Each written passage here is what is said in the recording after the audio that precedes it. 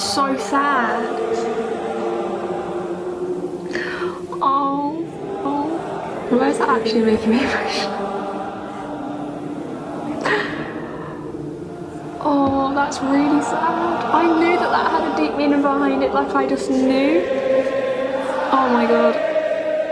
That's really sad. Stuff like that really gets me. I knew that was gonna have that behind it. Oh, jeez. I knew that had a deep meaning behind it. There's no way he just plucked that out of thin air. That was incredible though, like what a song. Jesus Christ, okay, I did not expect to be crying. What the hell? Indonesia? Yeah, it's the first time and I personally don't know much about it. I'm not sure if you do. Do you know much about it? I've been to Indonesia, okay. but I'm not really didn't like. Ketika Garuda menyanyikan Tanah Airku, dunia mulai mendengar. Beberapa dari mereka dulu mencibir. Ada yang terang-terangan mengejek. Ada pula yang hanya tersenyum miring, seolah berkata, "Ah, Indonesia, paling-paling cuma tim hiburan." Tapi sekarang, coba lihat sendiri. Mereka mulai membuka mata. Wow, sangat terharu sekali. Ya Allah, kita menangis sedih ya. Tapi Bro Vera sangat terharu mendengar nyanyian. Agak berinding sekali. Allah. Wow. That was incredible. That was so good. Such a powerful song, but also such an amazing song. Like that, I can see why that's so popular. I have never heard that before, so it wasn't one of them songs that I thought I might have knew in the back of my head, but didn't actually know the name of the song. That was so good though. Like I said, the lyrics were just so powerful. Again, I love songs like that. They just show what people actually go through. I think to be able to. Dan kalian pun pasti sadar kan? Kita sudah tidak bisa menutup mata lagi. Karena memang benar.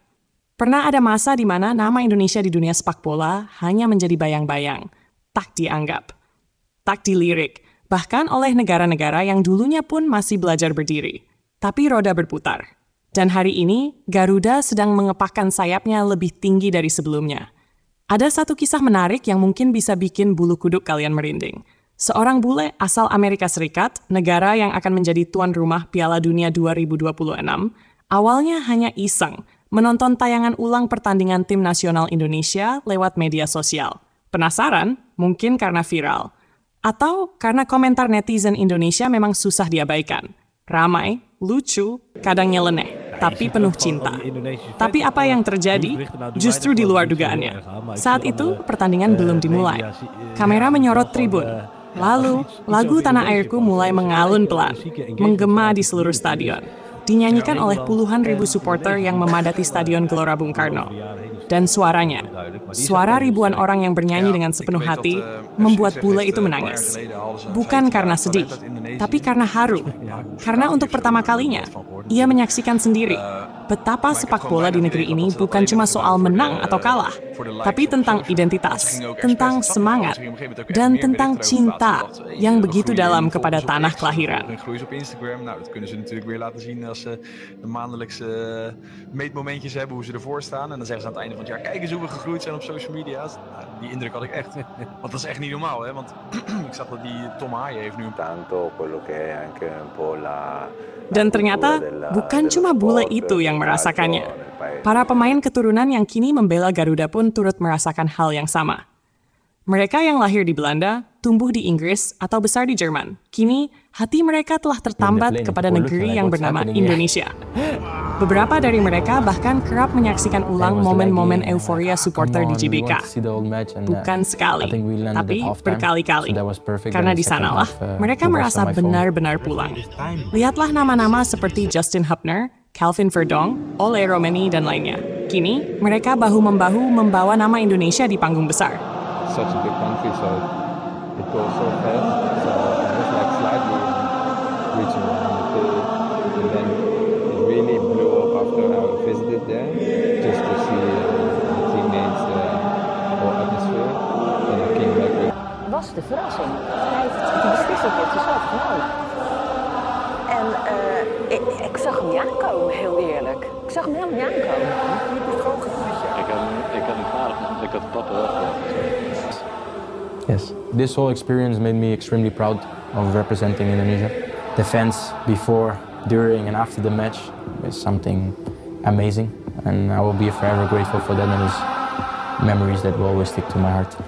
I'm happy, not happy with the way it ended, but I'm still happy with that I made my debut, that I could help the country. I hope to get many more nice experience, and hopefully in the next period, in the next year, we can do amazing and hopefully get to the World Cup.